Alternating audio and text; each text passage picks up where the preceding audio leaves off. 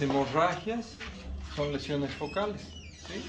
Pero si yo hablo de hemorragias, si bien las tengo fuera del cráneo, dentro del cráneo, yo puedo también clasificarlas según el espacio donde se encuentran, ¿sí? Entonces, por ejemplo, una de las lesiones focales más importantes, que yo me pasé toda esta madrugada operando 4 pacientes de un accidente de tránsito, son epidurales y subdurales, ¿sí? Esas son las más importantes que se ven todo el tiempo en lesiones hemorrágicas intracraneales después de un intercambio de energía, después de un TEC. Entonces, también estas hemorragias pueden estar dentro del cerebro, ¿sí? Cuando yo hablo dentro del cerebro, generalmente los capítulos enfocados en hemorragia intracerebral tienen que ver con ACV o SB, ¿ya? Pero en este caso son hemorragias intracerebrales, ¿ya? Postraumáticas, generalmente estamos hablando de trauma. Otro capítulo va a ser SB. Entonces, para todas estas lesiones, si ustedes ven, tienen que ver con sangre, ¿sí? Entonces, la tomografía es la que me puede diferenciar a través de la escala de Hounsfield lo blanco, lo negro y lo gris, o lo hiperdenso, lo hipodenso y lo isodenso, ¿ya? La sangre tiene ciertas características. Por ejemplo, ¿cómo yo sé que un epidural puede ser agudo, subagudo o crónico? ¿Cómo creen que yo puedo saber eso? ¿Y qué relevancia tendrá eso? Agudo é de 24 a 48 horas, subagudo é menos de 14 dias e crônico depois de 14 dias. Más o menos eso. Pero ¿qué relevancia tiene eso? ¿Para qué sirve? Creio que dependendo do tempo, o prognóstico se vai diferenciando, se vai empeorando com o tempo. A ver, si yo tengo É porque agudo tem maior mortalidade, doutor? Puede ser también. Pero ¿qué relevancia tiene en una imagen? Yo tengo un paciente que fue encontrado, ¿sí?, en la carretera. Lo traen al hospital. En el hospital no hay familiares. No, ya no pueden entrar. No, no, mentira.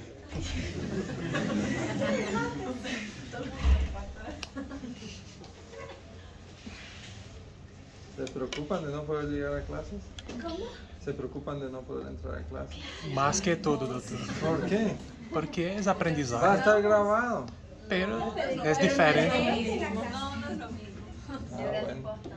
Entonces, ¿qué relevancia tendrá si yo hago una tomografía y veo una lesión negra en el espacio epidural? Lo encontraron en la avenida, desmayado al paciente, está inconsciente, ¿sí? Llega al servicio de emergencias, como está inconsciente, lo encontraron en la carretera, me imagino que hubo un intercambio de energía y voy a pedir por la alteración de conciencia un estudio de tomografía. En la tomografía encuentro algo negro en el espacio epidural, o sea, hipodenso, ¿sí?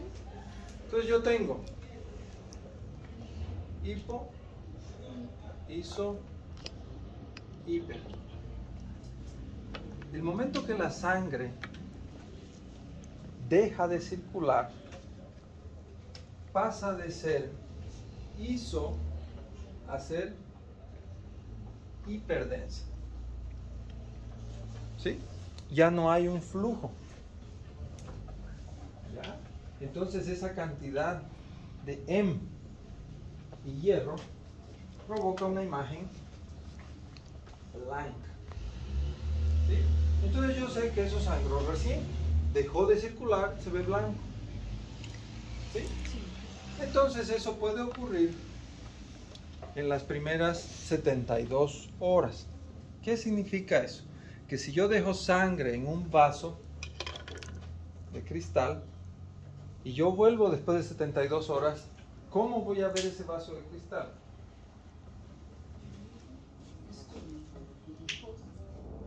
Va a haber un suero encima de la sangre, ¿no es cierto? pero la otra mitad va a ser rojo oscuro, rojo vino tinto.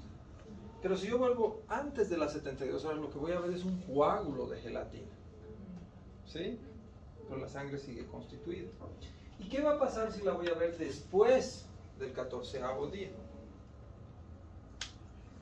La voy a ver amarilla. ¿Sí? Porque ya se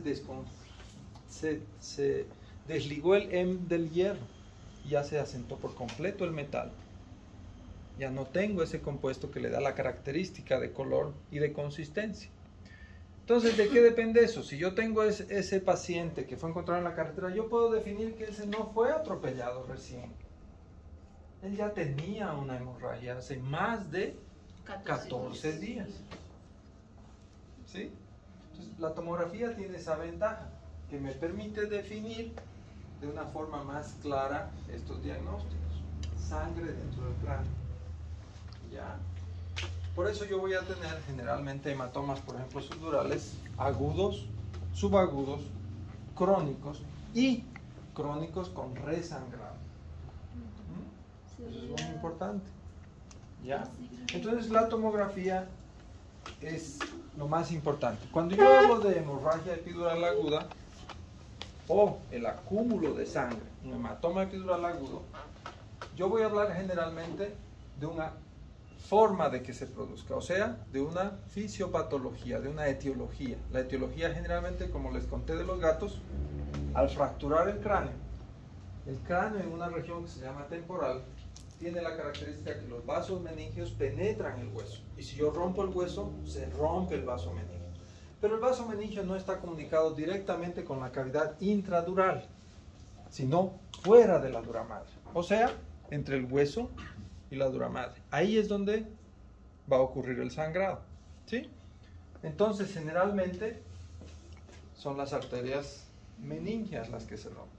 Existen meningias anteriores, meningias medias, que son las más frecuentes en ruptura, y las meningias posteriores. Pero también se suele no solo asociar a fracturas, ¿sí?, sino que también la misma fractura. Yo, por ejemplo, hoy por la mañana entro, abro la piel, veo el cráneo y el cráneo está con una fractura lineal. ¿Qué significa? Que es una fractura que no está hundida, no está fragmentada, pero tiene un trazo de fractura en el cráneo, ¿sí? A nivel temporoparietal. ¿Ya?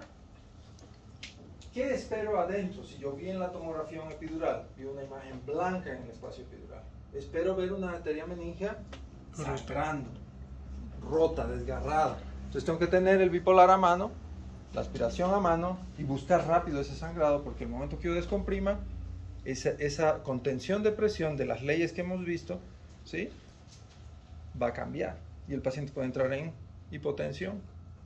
¿Ya? Entonces debo a esa hipotensión no adherirle más sangrado. Sin embargo, abro y no hay sangrado. Las arterias meningias también. ¿Qué puede sangrar también? La tabla ósea está constituida por una tabla externa, una interna y el hueso esponjoso, ¿cómo se llama? Diploe. ¿Ya? El diploe es como una vena, pero con un flujo mayor. Si yo estoy jugando fútbol, me deshidraté, el cerebro no está tan hinchado porque yo estoy deshidratado ahorita, para compensar otras áreas, ¿sí? Aparte de eso, una noche antes tomé unos tragos, estoy más deshidratado todavía. Aparte de eso, di examen 2 noches antes, estoy sobre deshidratado. Juego fútbol, me caigo, tengo una pequeña fractura en el cráneo, la capacidad de presión intracraneal no es tan alta, entonces la capacidad de poder producir un acúmulo de sangre es más alta, ¿sí? Y eso se va a producir a veces no solo de la ruptura de la meninge, sino la sangre de acá va a migrar a este espacio, ¿sí? Entonces esa es otra forma que en muchos libros no se explica, pero también está descrita con una fuente de sangrado de las hemorragias epidurales. ¿Qué significa eso? Que si yo destapo el cráneo, yo ya estoy resolviendo el problema, ¿sí? No solo drenando, sino haciendo que no sangre. En cambio, en la ruptura de meningia media hay un problema. La meningia media nace de un agujero dentro de la base del cráneo. Es su forma de penetrar, ¿sí?, desde el sistema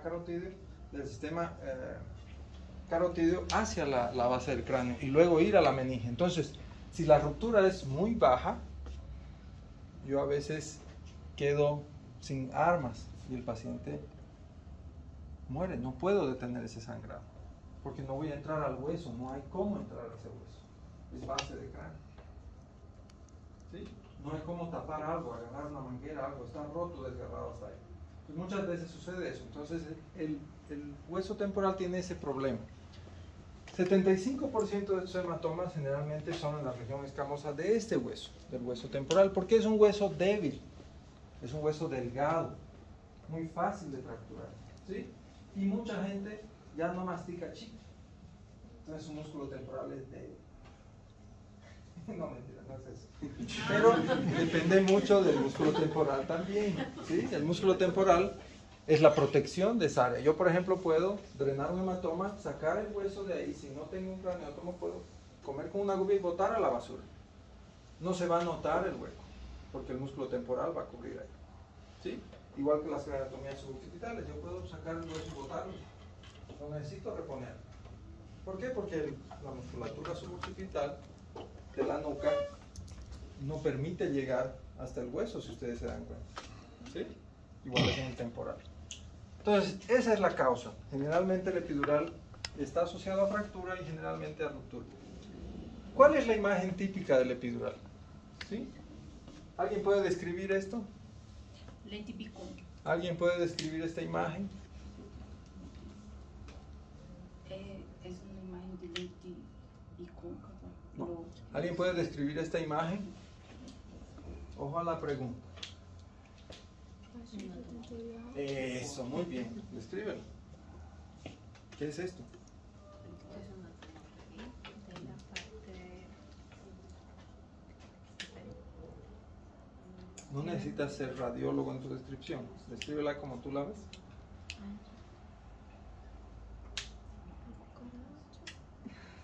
¿Por qué es importante esto?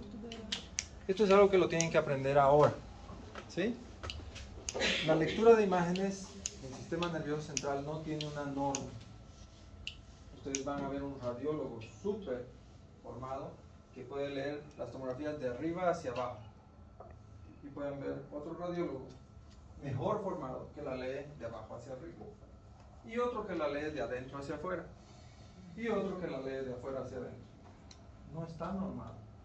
Pero la recomendación, ¿cuál será? Que uno lea siempre como le dé la gana. No hay norma. Lo que dice es que cuando ya eres estudiante de medicina, entre el cuarto, quinto y internado, debes leer de la misma forma hasta el día que dejes de ejercer. ¿Por qué será eso? Es la única forma de sistematizar búsqueda. ¿Qué significa? Si yo entro todos los días a esta habitación, de la misma forma, ustedes me han visto, yo entro siempre de la misma forma y hago lo mismo siempre que entro, ¿sí? Se llama trastorno obsesivo compulsivo. Lo tenemos todos los cirujanos. Eso es normal, ¿sí? Entonces, cuando algo no anda bien, la mesa no está ahí, ya algo no va a ir bien, me va a suspender la clase. Entonces, esa conducta genera ¿qué? Genera que un día, si todas las luces están apagadas y yo estoy en oscuridad absoluta, yo puedo hacer lo mismo que hago todos los días, porque sé dónde está todo aquí adentro. Si yo en mi habitación hago lo mismo y tengo a este lado mi cama, a este lado, no sé, pues mis zapatos, a este lado mi escritorio, a este lado, y yo hago todos los días el mismo ingreso y hago la misma revisión de todo y sé dónde está mi teléfono, no necesito encender la luz para buscar algo. Pero ¿qué pasa si un día yo entro por aquí, otro día entro por la ventana, otro día entro por la otra ventana? ¿Qué ocurre? El día que haya alguna cosa diferente aquí, ¿será que yo voy a darme cuenta? Más difícil. Entonces esa búsqueda sistematizada la tienen que generar ustedes. ¿Cuál es la mejor forma que ustedes ven para empezar a leer? Y esto se cumple en tomografía, en resonancia, en ecografía, en rayos X, en todo. ¿Ya? Y de aquí ustedes terminan o determinan su forma en la cual van a leer imágenes de aquí a futuro. Y cada vez que algo aparezca diferente, ustedes se van a dar cuenta muy rápido. ¿Sí? ¿Cuál es la idea? Primero describir qué es lo que tengo delante mío. No vayan a decir, no, es un hematoma. Es el error más grande. ¿Por qué? Porque si de repente algo sucede y yo no tengo esa capacidad de ser sistemático en las cosas clínicas, yo no voy a ver el problema. O si veo el problema, voy a ver un problema grande, sin importancia, y no voy a ver el asunto pequeño, que es más importante. ¿Sí? Entonces, describir qué es primero. Muy bien.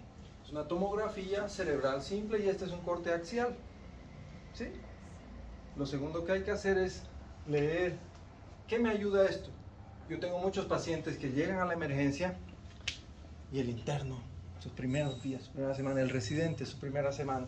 Doctor, mira, esta es su tomografía de un hematoma, hay que operar. Entonces el paciente acaba de convulsionar, nos dice, no, hay que operar, vamos. Y cuando va a leer, dice, ah, pero esto es 2008. Él ya se operó. Es una crisis convulsiva. ¿Dónde está la tomografía de ahora?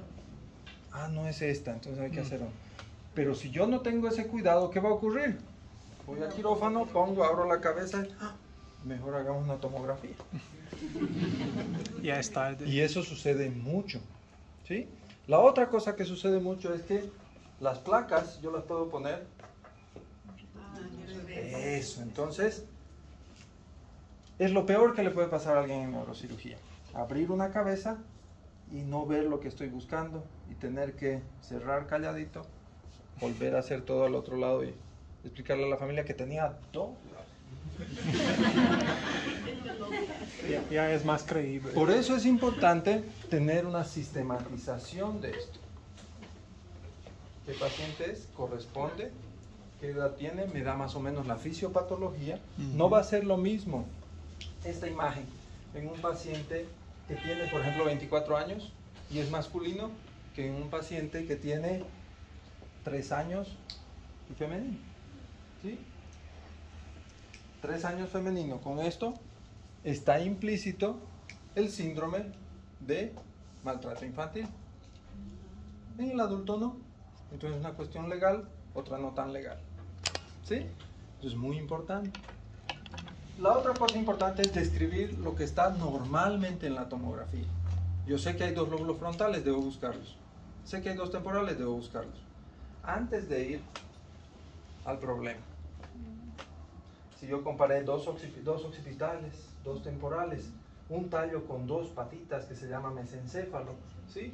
Un polígono de Willis con todas sus partes, un valle de Silvio, otro valle de Silvio, un temporal, otro, aquí no está igual. Esa es la forma de encontrar las cosas, ¿sí? No es yendo al problema. Una vez que yo encontré el problema, en el caso del epidural, ¿cómo lo describiría? Lesión hiperdensa, porque es blanca, miren que es de la misma densidad que el hueso, ¿sí? Es hiperdensa. Cóncavo es esto. Convexo. Biconvexo. Convexo es esto. Doble convexidad. Doble concavidad. Entonces biconvexa, ¿no es cierto? ¿Y por qué será que tiene esta imagen? Porque eso es lo importante. Porque memorizar cómo es fácil. Pero ¿por qué será esa imagen biconvexa?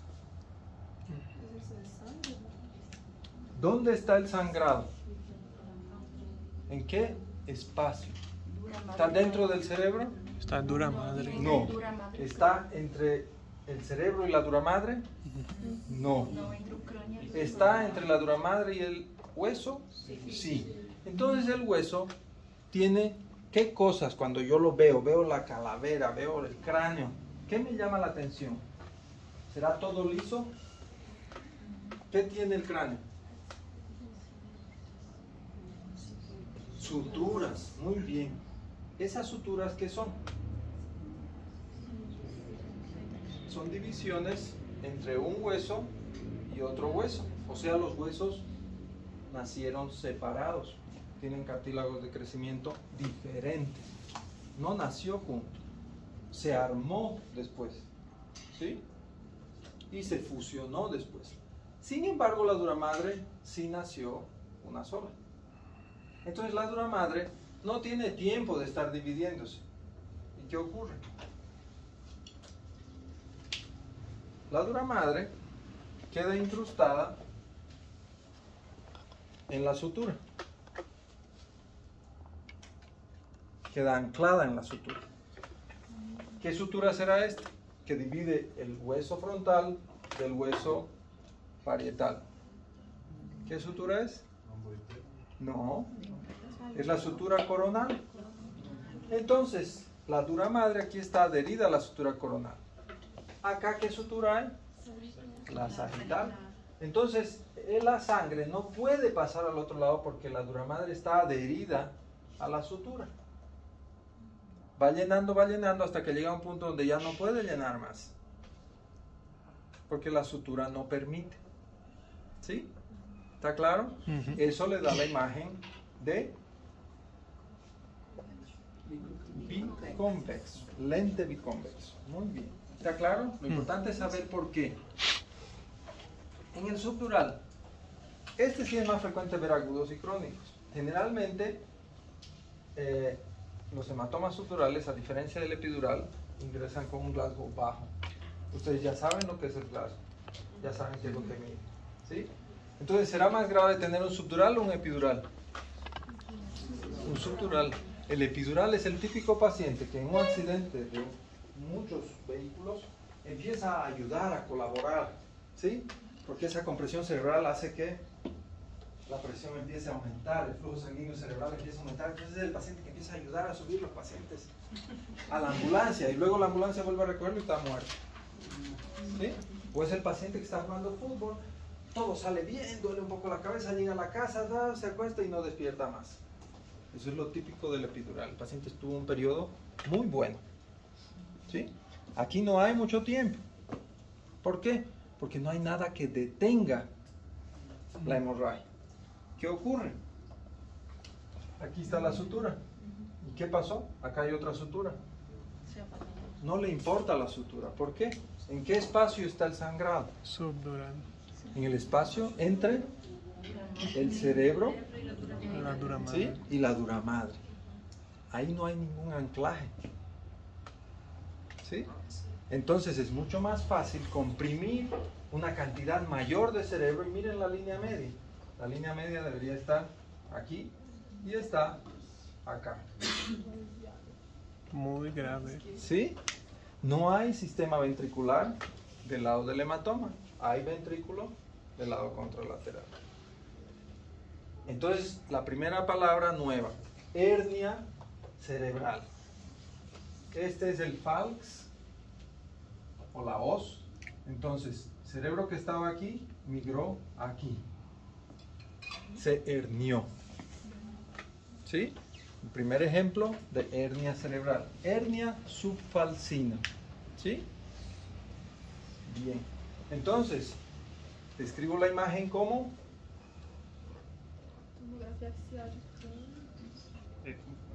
¿qué es ahora? Bicóncavo. Tiene dos concavidades. O de media luna. ¿Sí? Eso es bien importante. Entonces la imagen me va a ayudar a saber qué es lo que yo voy a hacer adentro del paciente. ¿Qué mortalidad puede tener? ¿Sí? ¿Qué pronóstico puede tener? Solo de ver la foto. ¿Sí? Esto es bien importante. Esto también me ayuda a saber el mecanismo del trauma. ¿Se recuerdan que les hablé de los gatos? Bien, el anterior era un golpe directo al cráneo del gato. ¿Este qué creen que es? Es una caída del edificio, ¿se acuerdan? Entonces, ¿qué ocurre? Cuando algo va cayendo, ¿qué pasó? Yo no lo boté hacia arriba, miren.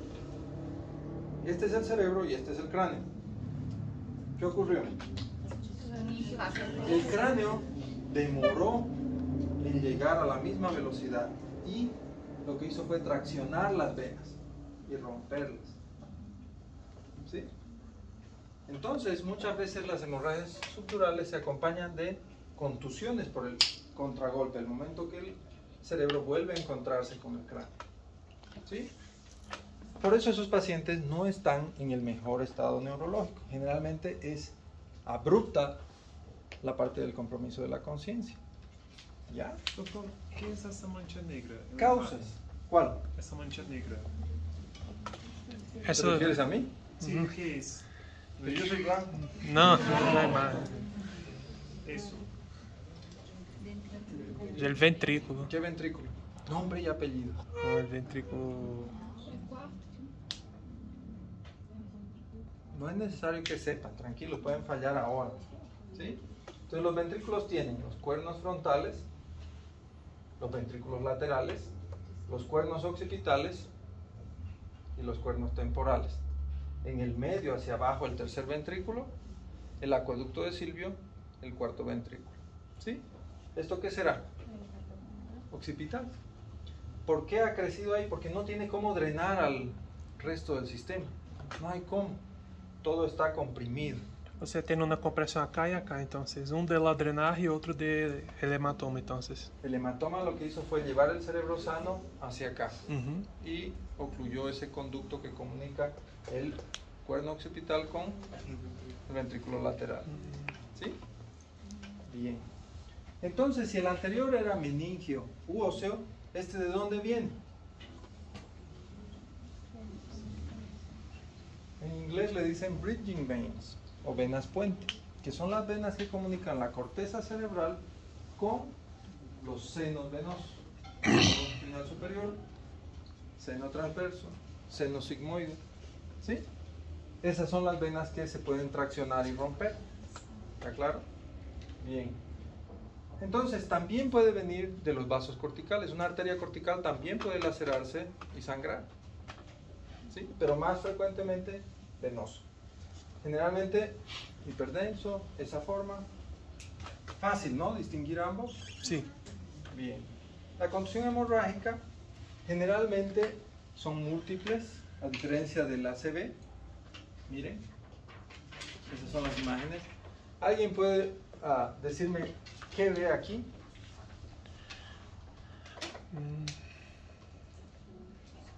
¿Alguien arriesga?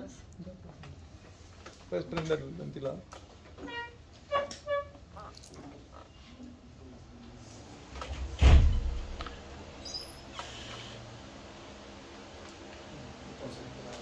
Doutor, creio que não se vê muito bem as estruturas, não está um pouco difícil de distinguir. Ya, muy bien.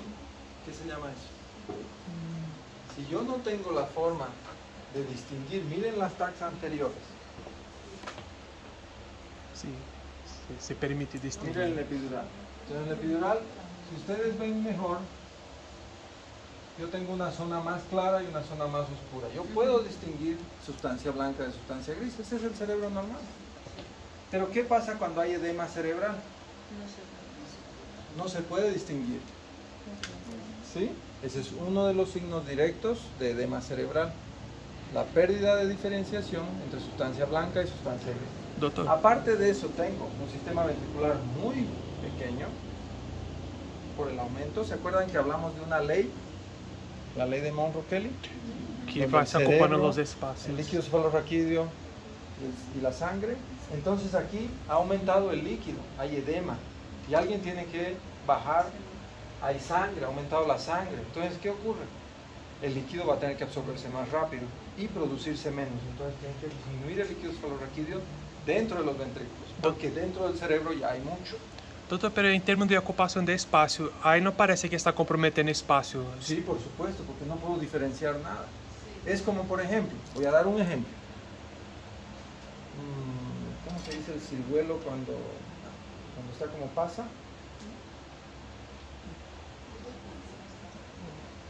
Bueno, la uva, vamos a ir a la uva. Ustedes conocen la uva pasa, ¿no es cierto? Eu passo. Y conocen la uva normal. ¿Y cuál es la diferencia? Uma é grande, Una tiene líquido, otra está deshidratada. Cerebro deshidratado, normal. Uva entera con líquido, mais. muy apretado. ¿Está claro? Uhum. Eso. No veo otro ejemplo. uso el del ciruelo, pero es pésego, ¿no? No, pésego es durazno. ¿Qué es ciruelo? Ciruelo en Brasil ameixa. Ameixa. No, pero ameixa es un fruto de mar.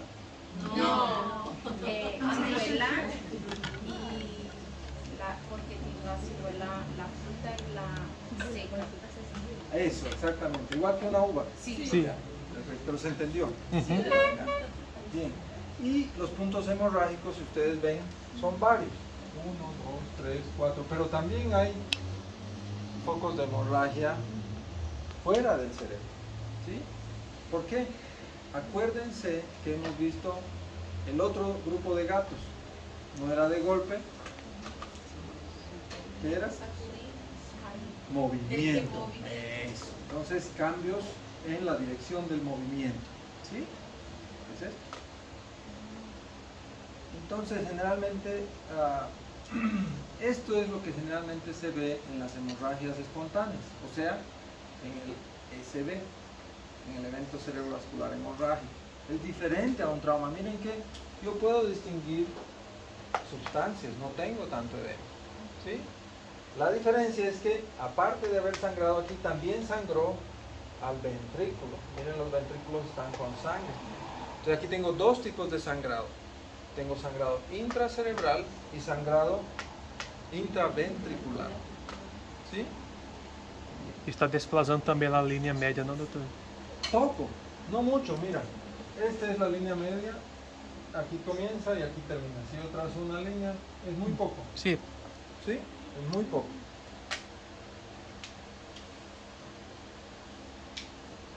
Bien. ¿Qué debo hacer con los pacientes con TEC? Verlo de la cabecera. ¿Por qué 30 grados? ¿Qué voy a cuidar con poner un paciente con TEC o con edema cerebral o con riesgo de edema cerebral o con una lesión o con compromiso de conciencia que creo que puede tener algo? ¿Qué gano yo poniéndolo en 30 grados? ¿Y por qué no más bien recto en 0 grados? Porque se assim aumentaria lá a pressão da cá. Porque así yo puedo drenar más fácil, ¿sí?, la sangre venosa. Doutor, pero por que 30? Si yo levanto la pierna en un paciente que tiene congestión venosa, va a aliviarse la pierna, va a doler menos, ¿sí? Doutor, pero por que 30? Por que não 45, que também é inclinado? Porque produce hipotensión. 45 grados se activa otro sistema de autorregulación. ¿Ya? Entonces, la idea no es tampoco por quitar el sistema venoso, dejarlo inconsciente al paciente. ¿Ya? La otra cosa es, siempre que voy a modificar un paciente o ver un paciente con TEC, yo debo asumir que tiene un daño de columna cervical. Eso es muy importante. No se olviden que el cuello es la unión entre tórax y cabeza, y generalmente si hay un intercambio de energía que puede producir una lesión en el cráneo, en el cerebro, también pudo haber producido una lesión en la columna cervical. Entonces no lo voy a mover sin controlar columna cervical. Sedación. ¿Por qué la sedación es importante en un paciente con TEC que yo pienso que tiene una lesión intracraneal? Para intubação? Para hacer intubação? Não sei. No, pero en este caso no lo vamos a intubar todavía. Para evitar que haya más daño. Para evitar que... ¿Qué pasa cuando yo tengo dolor? Cuando tú tienes dolor, ¿alguna vez te han operado de algo? ¿Te Sí. fracturaste algo? E a fratura del pé. ¿El pie? ¿Y qué hacías cuando te fracturaste? Gritava de dolor. Gritaba. ¿Y eso qué hace en tu cerebro? Aumenta la presión intracraneana. Es simple. Y si yo hago analgesia y sedación, la presión intracraneal inmediatamente disminuye. ¿Sí? Entonces es beneficioso para poder tener un intercambio arterial y venoso. Entonces, si yo sospecho que a pesar de todo eso, hay algunos signos, como por ejemplo anisocoria, que ya hemos hablado en... ¿Qué nervio craneal? Oculomotor. Diz ele oculomotor, doutor. Oculomotor. Tercer nervio craneal. Oculomotor son 3, no se olviden. Sí. Tercero, cuarto y sexto. Ya, tercero, ánimo, vamos. Todo esto está ligado. Neuro tiene ese asunto. Y si tengo yo deterioro neurológico descartando otras cosas, como por ejemplo, yo tengo un paciente que llegó en 14 de Glasgow y está ahorita en 12, ¿sí? Lo primero que hago es ver si la presión arterial sigue igual. De repente una hemorragia interna y no es por el TEC. Entonces debo primero pensar también en otras cosas y al mismo tiempo pensar en el mecanismo de trauma. ¿Sí? Hay un manejo empírico si yo pienso, yo estoy en la ambulancia, yo soy el médico de la ambulancia, o yo soy el médico de emergencias y no tengo al doctor Sáenz todavía. ¿Sí? Entonces yo puedo establecer un manejo empírico. Siempre los pacientes que llegan a emergencias requieren este ABCDE. ¿Qué será eso? Es una forma sistematizada de verificar los Vuelve sistemas. esa palabra, ¿no? Sistematizar. Sistematizada. ¿Sí? ¿Para qué? Para no olvidarse, para no saltarse algo, igual que en la tomografía, igual que en imagen. Por eso yo les digo, el trastorno obsesivo compulsivo es muy importante en el médico. Es muy, muy importante. ¿Ya? No puede tomar todo a la ligera. ¿Sí? Entonces, ¿qué significará ABC, por ejemplo? ¿Ya? B. Brasil. Briefing, ventilación, Breathing, ya, breathing no es ventilación, es respiración. respiración, ¿Sí? Y C, circulación. Hemorragias. bien. Entonces, si yo encuentro algún problema en cualquiera de estos tres de unísono, lo hago. De nada me sirve que yo haga cabecera a 30 grados si tengo al paciente polipneico, de repente es un trauma cerrado de tórax, de repente es un neumotórax. ¿Sí? Eso es muy importante. Revisar si el paciente está pujando de dolor o no. Entonces esto es también empírico. Yo puedo establecer morfina. No me gusta la morfina, ¿por qué? Es viciante. ¿Ah? Viciante. No. Muy bien. Porque produce somnolencia. Yo estoy evaluando al paciente neurológico. Entonces si yo tengo un deterioro de un punto de Glasgow, puede ser la morfina. ¿Sí? Entonces no la uso. ¿Ya? Pero de ser necesario, una fractura de fémur expuesta, una fractura de húmero, para estar llorando de dolor, no me queda otra. Midazolam. Puede ser midazolam, pero el mismo efecto, somnolencia. ¿Sí? Entonces me baja un punto la escala de Glasgow. Entonces si yo tengo un paciente con 9 o 10, voy a terminar intubándolo por culpa del midazolam o de la morfina. ¿Sí? Porque la intubación es ¿para qué? ¿Para qué yo intubo a un paciente? Para permitir que se respire. Eso, para proteger la vía aérea. Porque si yo pongo midazolam y el Glasgow baja, se broncoaspira. Es simple. ¿Ya? Bien. Y yo puedo establecer si realmente yo veo que hay anisocoria, yo pienso que hay una lesión ahí arriba y creo que no voy a llegar a tiempo a que lo vea un neurocirujano y quiero darle un poquito más de tiempo entre lo que yo lo vi y que lo vea otro, yo puedo utilizar hipertónica. Lo malo es que esto requiere una preparación. Yo necesito, no viene listo, hay que preparar con cloruro de sodio. ¿Sí? No viene preparado, no hay preparación. En cambio el manitol sí. El manitol puede venir al 15% y yo puedo usar eso, 15 gramos por 100. ¿Sí? Esa es la diferencia. Entonces el manitol yo lo puedo usar rápido. ¿El problema cuál es? Que si yo uso manitol y había una hemorragia, va a sangrar más. Doble riesgo. Pero son riesgos que hay que asumir, porque el paciente también puede morir de no hacer nada. ¿Sí? Si yo tengo signos de hipertensión intracraneal, ¿cuáles serán? Tiene pupilas anisocóricas. ¿Cuáles serán? Pupilas ¿Cuáles anisocóricas. serán? Estamos viendo. ¿Ah? Pupilas anisocóricas. Bradicardia, bradicardia, hipertensão.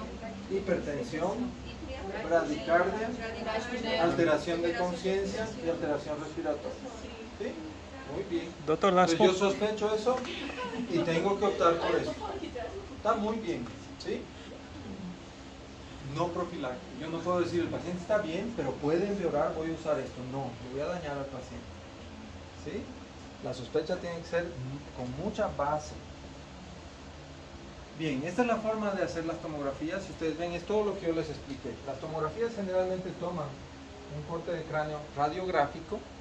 Ese corte de cráneo radiográfico yo puedo usar cortes pequeños en base de cráneo, por ejemplo de medio centímetro y de 1 centímetro una vez terminada la base hacia arriba. ¿Sí?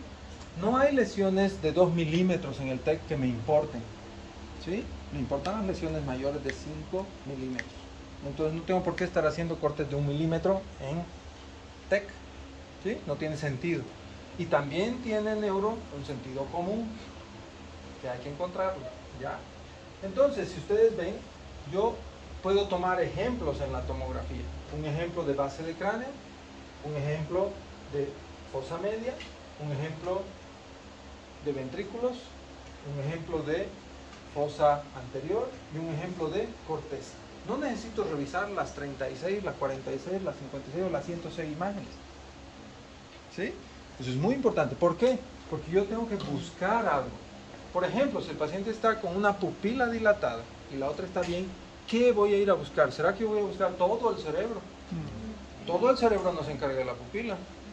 Voy a buscar tallo, voy a buscar lóbulo temporal y voy a buscar línea media. ¿Se acabó? ¿Sí? Entonces, tiene una lógica lo que yo voy a buscar. Yo no voy a ir a escarbar, sino tengo una sistematización para la búsqueda. Por eso, el examen neurológico era importante que ustedes lo conozcan. Sin eso, es imposible que ustedes... A todo el mundo le van a pedir tomografía. Al chavo del 8 también tomografía. ¿Sí? Entonces hay que tener bien claro eso. Entonces yo puedo identificar, y esto es importante, en uno el lóbulo temporal, pero ya no lo vuelvo a revisar el lóbulo temporal en el siguiente. Porque yo estoy buscando que todo esté en su lugar. No estoy buscando algo malo. Primero debo verificar que todo esté en su lugar. Que el ventrículo esté donde tiene que estar el ventrículo. Que la fosa posterior esté donde debe estar la fosa posterior. ¿Sí? Eso es bien importante. Entonces, ustedes van a ver las imágenes del final, da la impresión que son aquí. ¿Sí? No, son acá. ¿Por qué? Porque el corte comienza así. Un poco más exagerado que esto. Va del techo de la órbita al agujero magno. Doutor, pero por que essa angulação? Porque así son los cortes anatómicos. No se olviden que esto es anatómico. Esto no es funcional. ¿Sí? Entonces yo debo ver algo anatómico. No puedo yo hacer un corte oblicuo si en ningún libro está oblicuo.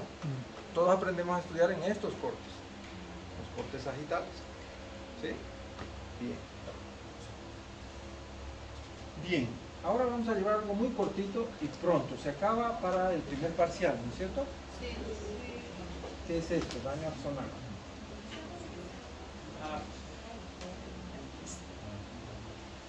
Professor, essas imagens são imagens ou geralmente são vídeos? ¿Qué cosa? Los cortes, ¿son vídeos o son imágenes? Son imágenes. Ah, Son imágenes estáticas. No son imágenes dinámicas. ¿Sí? Yo puedo hacer imágenes dinámicas repitiendo esa imagen estática en varios tiempos. Como por ejemplo, si yo quiero ver un tumor de hipófisis y quiero saber si es un microadenoma y quiero saber más o menos a qué lado está, yo puedo inyectar contraste y con el tiempo del contraste ir repitiendo imágenes y luego sacar una imagen dinámica de movimiento del contraste. Pero generalmente no es lo que generalmente uno hace. Estas son imágenes estáticas. Por eso en esa imagen yo debo buscar la estructura anatómica, identificarla y compararla con el otro lado. ¿Ya? Eso es bien importante. El daño axonal igual hemos hablado, es parte del TEC, ¿sí? Por eso no podemos dejarlo pasar hoy. Entonces, la idea es que esto tiene que ver con un tipo diferente de aceleración. En el subdural ustedes han visto que la aceleración era directa y un frenado directo. Esto se refiere, por ejemplo, a un peatón. El peatón está cruzando la calle, viene la moto y lo atropella. Y generalmente, ¿qué ocurre? O el auto cuando atropella a un peatón. ¿Qué ocurre con el peatón? No hay un movimiento directamente vertical, sino el movimiento es vertical y rotacional. Entonces, ese movimiento angular rotacional hace que, por ejemplo, alguien tiene una botella de algo, no olvidé subir mi botella de agua. Acá. Eso. Entonces, si yo tengo esta botella y yo hago esto, el movimiento es vertical, ¿cierto? Está en una sola dirección el movimiento y el contra del movimiento. Pero si yo hago esto, ¿qué ocurre? ¿Dónde está la fuerza? Ah, Y el en medio. este está en los bordes. Choca, vuelve. Choca, o sea, golpea y contragolpea. Pero en este, En medio. en el medio. Entonces, esto puede destruir las fibras que están en el medio del cerebro. Si el paciente gira, entonces ocurre eso. ¿Sí? ¿Está claro? Bien.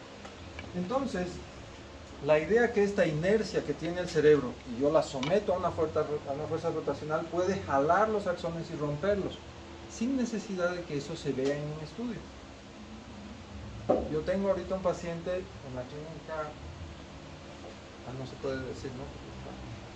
Entonces este paciente llegó en la madrugada también. Es un paciente que supuestamente se cayó de la cama, pero cuando lo ves, tiene una de las orejas como de luchador de MMA, tiene el cuello con un hematoma grande, tiene hematomas en los puños, tiene signos de agresión, ¿sí? Entonces lo trajeron y dijeron que todo estaba bien. Cuando ya llega el neurocirujano le dicen se deterioró, no estaba bien. Entonces cuando lo revisas no cuadra muy bien las cosas. La tomografía es normal y el paciente no despierta. ¿Sí? No despierta y no tiene reflejos de deglución. Entonces tú dices puede ser tallo, ¿no es cierto? Puede ser una contusión de tallo, puede ser una isquemia porque han apretado la carótida, que ha sufrido hipoxia cerebral, todo puede ser. Sin embargo, ¿qué es lo más probable si yo tengo una oreja y la otra no? Un daño rotacional. Entonces yo voy articulando todo, ¿sí? Difícil que alguien me convenza que solamente fue una caída, ¿sí? Eso es muy importante. En las agresiones físicas a veces también hay estos daños rotacionales, ¿ya? ¿Y qué ocurre? Se dañan las fibras internas, ¿sí? Pero no son daños focales claros, ¿ya? Entonces, estas fuerzas deforman y hacen un movimiento de cizalla. Es como si yo tuviera los espaguetis y hago así. Los del medio son los que más se rompen, ¿sí? Porque son los que más sometidos a la fuerza están. Generalmente, ¿quiénes se afectan más rápido? Las partes del medio. O sea, cuerpo calloso, y el cuerpo calloso tiene una funcionalidad de integración que integra un hemisferio con el otro. Entonces yo no puedo ejecutar lenguaje si yo no tengo una integración de ambos hemisferios, si yo no tengo cuerpo calloso, ¿sí? No puedo integrar conducta, temporal izquierdo con temporal derecho. Entonces, sustancia blanca parasagital también, tronco encefálico y generalmente alrededor del ventrículo. Todo lo que está muy cerca del centro del cerebro, ¿ya? Por la fuerza que hemos descrito. Entonces este es el mecanismo, la rotación, ¿ya? Bien, esto es más o menos la fisiopatología, que es la fisiopatología aplicada también a cualquier daño estructural neurológico de cualquier neurona en el TEC, en el intercambio de energía, los hallazgos en microscopía electrónica y los estadios, 3 tipos de estadios. Eso es lo que ustedes tienen que saber, ¿ya? O sea, yo puedo tener un paciente que, yo puedo decirle a la familia que no hay nada que hacer, solamente esperar, y puedo decirle a la familia no hay nada que hacer y hay que esperar mucho tiempo. ¿Sí? Bien. La tomografía no tiene mucha sensibilidad para esto, porque son lesiones puntiformes. Y lo que les expliqué, lesiones de 1 milímetro no se ven en tomografía. ¿Ya? La resonancia magnética es el estudio de elección. Es el único cuadro donde la resonancia magnética tiene un valor como estudio de elección. Los otros TEC no. ¿Ya? Generalmente estas son las secuencias FLAIR, el tiempo 2 y difusión. Son los que más se hacen. Y esos son los que identifican esas pequeñas lesiones. ¿Por qué? Porque en ese lugar no hay flujo, ¿sí? Neuronal. Es un lugar detenido, dañado, donde se rompió la membrana, ¿sí? Eso es muy importante. Bien. Si ustedes ven, esta es una tomografía, pero hay que ser muy detallista, tener un trastorno obsesivo compulsivo muy importante para poder encontrar una lesión de 1 milímetro. ¿Sí? ¿No es cierto? Entonces, no es tan fácil ver las lesiones en tomografía, pero cuando yo traslado estas imágenes a resonancia, es muy fácil darse cuenta. Ese es el cuerpo calloso. ¿Sí? Entonces, si ustedes ven el cuerpo calloso, tiene una intensidad diferente. Está estancado el líquido ahí. El líquido celular no fluye. ¿Ya? Miren esto. Estos son tomografías normales. ¿Sí? Pero la resonancia realmente te muestra la magnitud del daño. Este es un T2, apenas puedo ver, pero cuando yo hago difusión, miren cómo cambia. Entonces la difusión es una secuencia que sirve para eso. ¿Ya? Entonces, en el tratamiento no hay mucho que hacer, es como yo les decía. Es igual cuando uno se pelea con el novio, se pelea con la novia, el tiempo, esperar, no hay más. En ese tiempo tiene que haber medidas de soporte. Mientras el paciente necesite estar intubado, lo voy a intubar. Mientras el paciente necesite tener inotrópicos, le voy a poner inotrópicos, ¿sí? Mientras el paciente necesite ventilación, lo voy a tener ventilado. Mientras el paciente necesite fisioterapia, porque no puede mover ni un músculo, lo voy a someter a fisioterapia, ¿sí? Lo voy a dejar en... Entonces, es muy interesante, pero el polietilenglicol que está en estudio tampoco está comprobado. No hay una autorización franca para utilizar, ¿sí? La hipotermia hasta ahora no ha mostrado nada, así que no hay mucho que hacer en el daño difuso más que rehabilitación, soporte y esperar. ¿Listo? Hasta aquí tenemos el examen primer parcial. ¿Es cuándo? Próxima semana.